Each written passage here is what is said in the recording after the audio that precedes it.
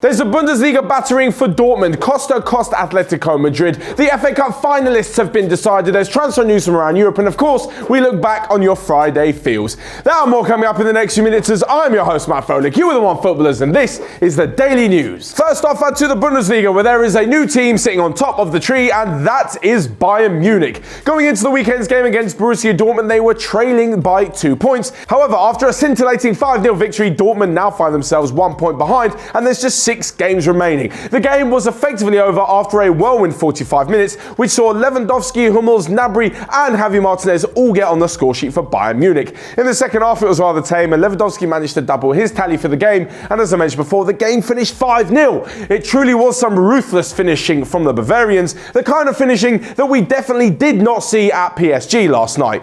Choupo-Moting will forever go down in history as providing the worst miss in the history of professional football. The ball was chipped across the goalkeeper from Nkunku, and he was literally stood on the line and it's hit his shin and somehow not gone in. This completely delayed Paris Saint-Germain's party for winning Liga. However, I'm sure they'll be doing that next weekend as they just need one more win. And talking of title wins, Barcelona took a huge step to winning their 5th La Liga title in the past 7 seasons by beating Atletico Madrid 2-0. Now, this game, of course, was not without action. It's the 2 best teams in La Liga. There are a host of chances for Barcelona, which Jan Oblak managed to palm out, before Atletico Madrid, and more specifically Diego Costa, completely shot themselves in the foot. It wasn't quite clear what he actually did or what he actually said to the referee, but Costa was shown his 3rd red card since moving back to Atletico Madrid. That is more than the amount of goals he scored, which remains at 2. After this, both Messi and Luis Suarez, Barcelona's deadly duo, managed to get onto the score sheet in front of a watching Ole Gunnar Solskjaer, who was in the stands to prepare for Manchester United's upcoming Champions League clash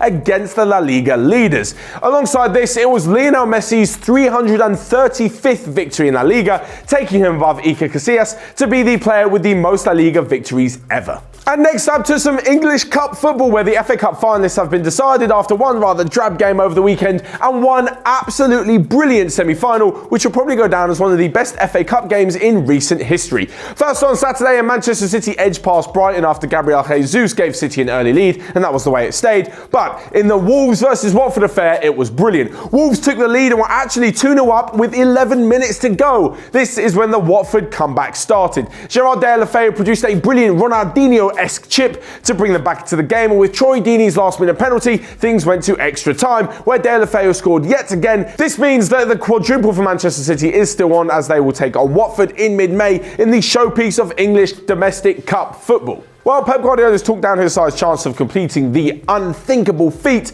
However, secretly, deep down inside, he'll be absolutely buzzing at just the prospect of being able to do it, never mind pulling it off in the first place. They, of course, have won the League Cup already. They're now in the FA Cup final. They're in the quarterfinals of the Champions League and take on Tottenham on Tuesday night. And they're also second in the Premier League after Liverpool managed to win away at Southampton on Friday night. And now on to the day's transfer news, where despite all the football being played over the weekend, the rumours were still flying about. First off, apparently AC Milan want Mauricio Pochettino to replace Gennaro Gattuso at the end of the season in the managerial hot seat. Elsewhere, and Philippe Coutinho has said that he won't be leaving La Liga to head back to the Premier League. Manuel Pellegrini, the West Ham manager, has said that he wants Roma's forward Edin Dzeko to join him in East London. And finally, RB Leipzig are worried about losing Timo Werner, so they are looking for a backup in the shape of £30 million rated striker Tammy Abraham, who's currently playing for Aston Villa on loan from Chelsea. And last but not least, we come to a look back on your Friday feels. That's when you guys left all your footballing predictions down below in the daily news on Friday about all the football going on over the weekend, and we have a few of you who managed to get your predictions spot on.